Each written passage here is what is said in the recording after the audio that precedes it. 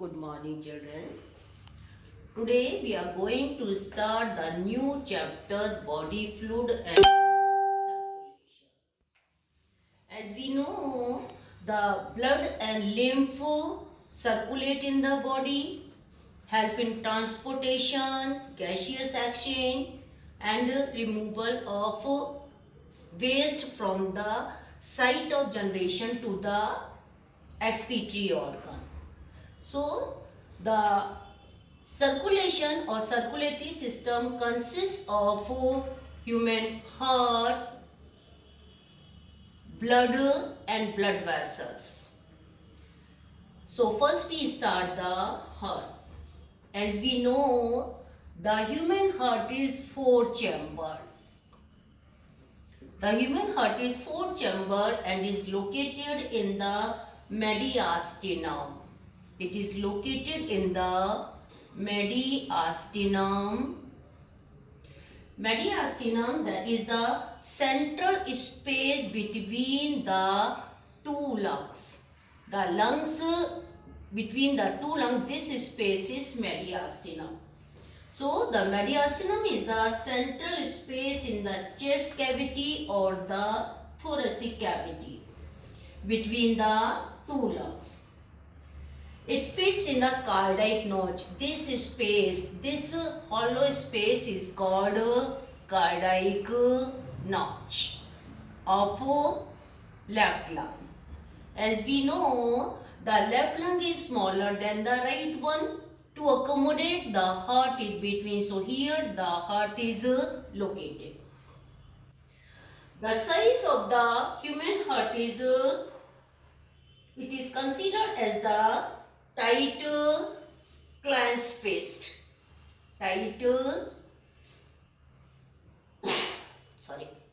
Clenched fist of non-working hand.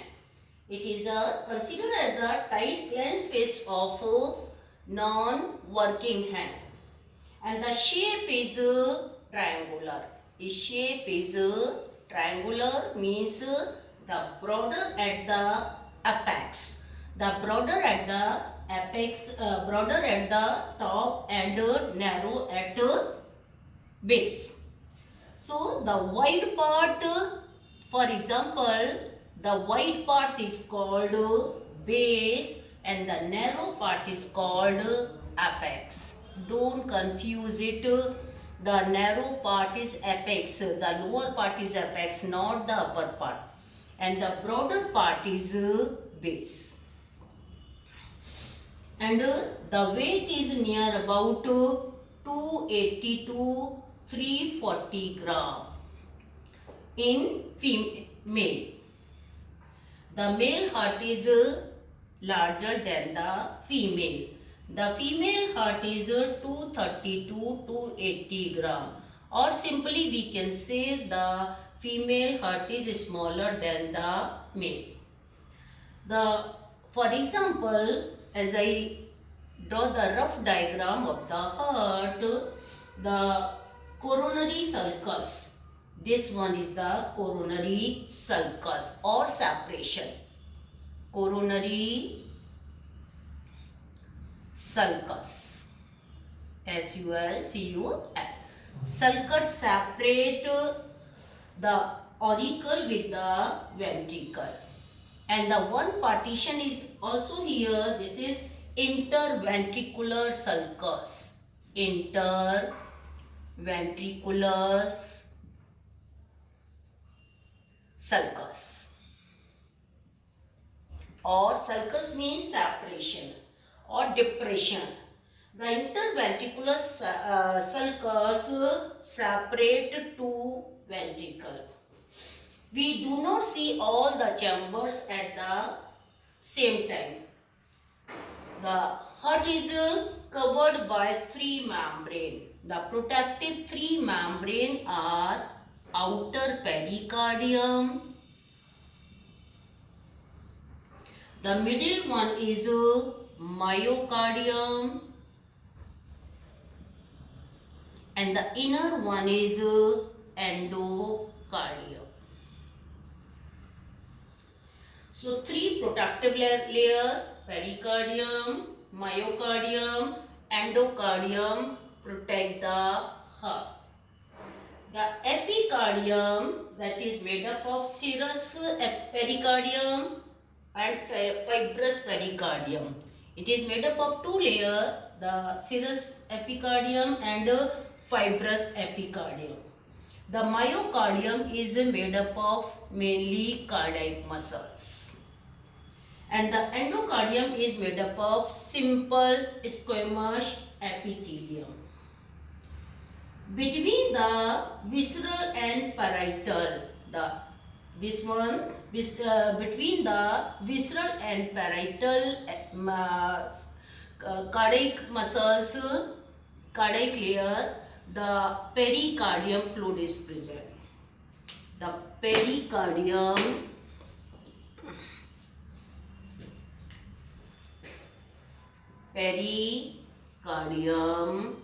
fluid is there. Between the visceral parietal pericardium, the outer one is visceral and the parietal layer of pericardium. Between them, the pericardium fluid is present. The fluid function of the fluid is it acts as a lubricant. It acts as a lubricant for the functioning of the heart, or we can say it remove friction during working. Lubricant or remove friction. The heart is contract and relax, so during its working it acts as a lubricant. So for the first function is it acts as a lubricant or remove friction during the working. And the second one is it protects the heart from mechanical injury or it protect the heart from mechanical shock or injury.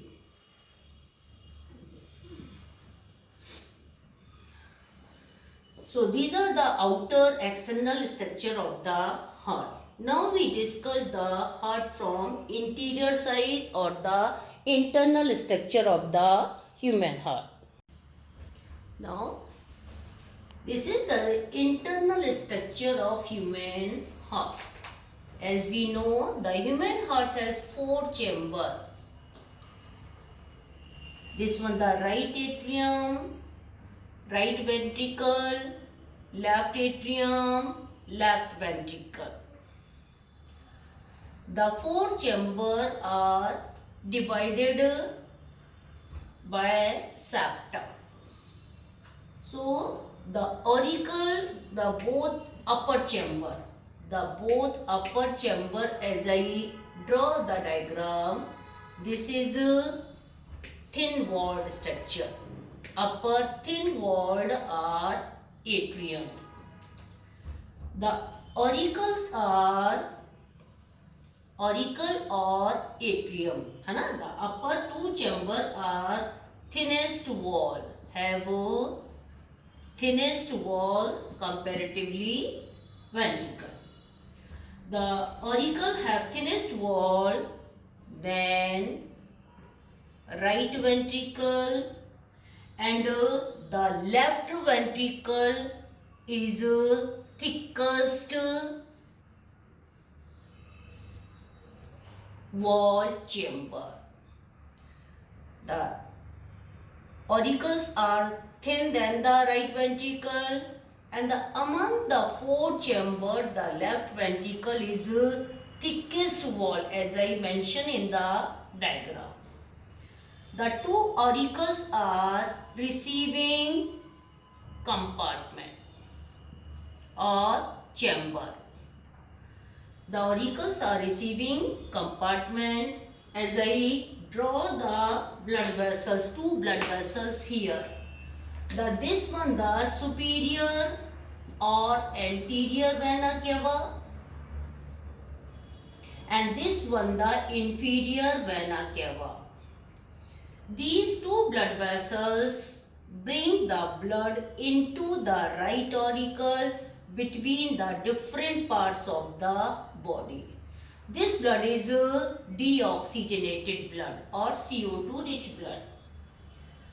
The right atrium receive the blood by two main blood vessels, two main veins, superior vena cava, inferior vena cava.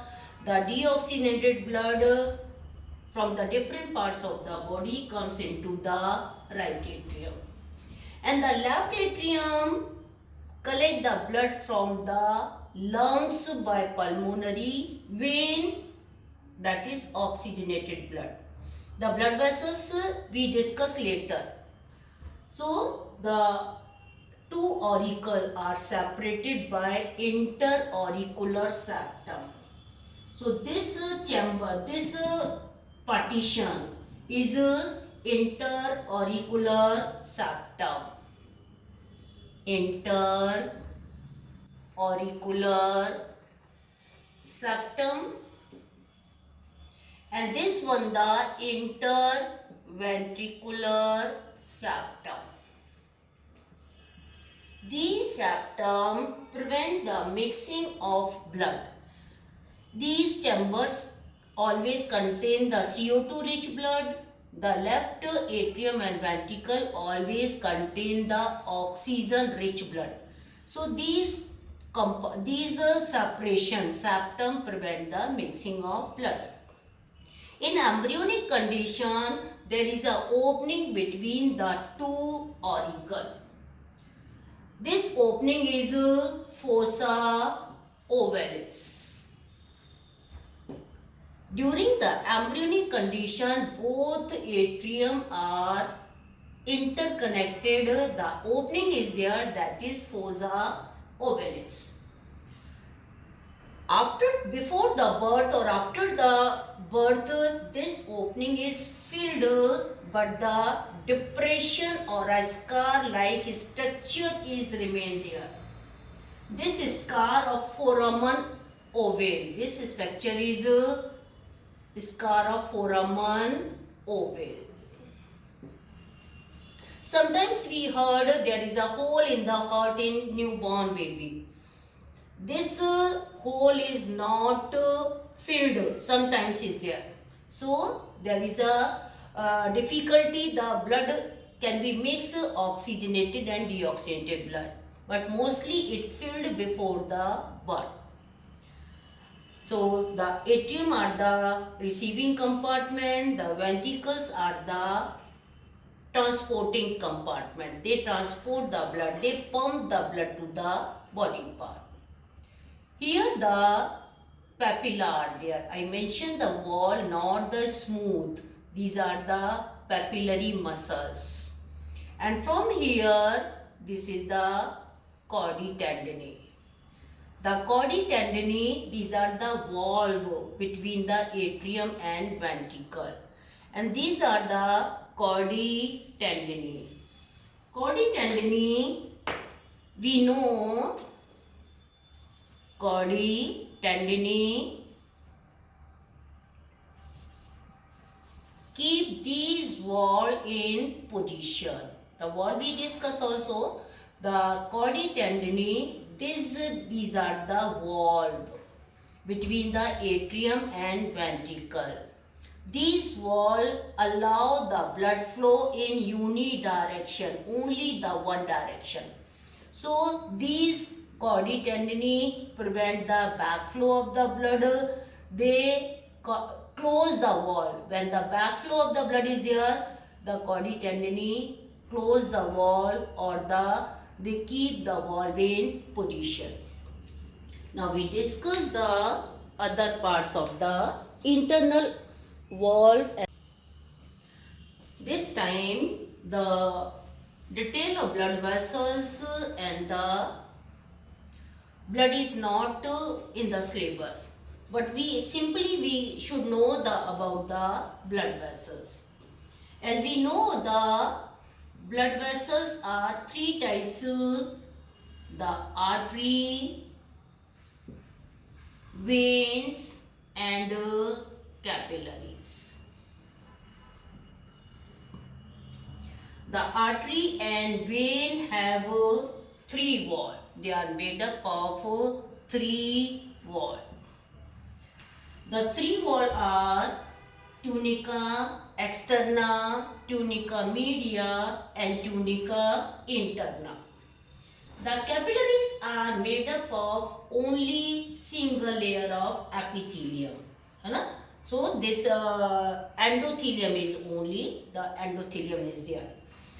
Artery and vein, as we know, the artery carry the oxygenated blood except pulmonary artery. The veins carry the deoxygenated blood except the pulmonary vein. The artery carry the blood away from the heart. The vein carry the blood towards the heart. The veins have the wall. The artery do not contain the wall. The difference are there: thick walled, thin walled. They collapse when empty. They do not collapse. The many differences are there. But this time is not in the syllabus. We should know the artery carry blood away from the heart to the organs, and veins carry the blood towards the heart from the body parts. And the capillaries are single layer of epithelium, that is endothelium only. Now we discuss the blood also. Blood is not in the syllabus. As we know, the blood components are cellular part and the fluid part. The cells are corpuscles are red blood cells, WBCs, RBCs, WBCs, and platelets. And the fluid part is plasma that contain the inorganic and inorganic substances in it. So in detail we should not discuss this time. The next we discuss the cardiac cycle in detail.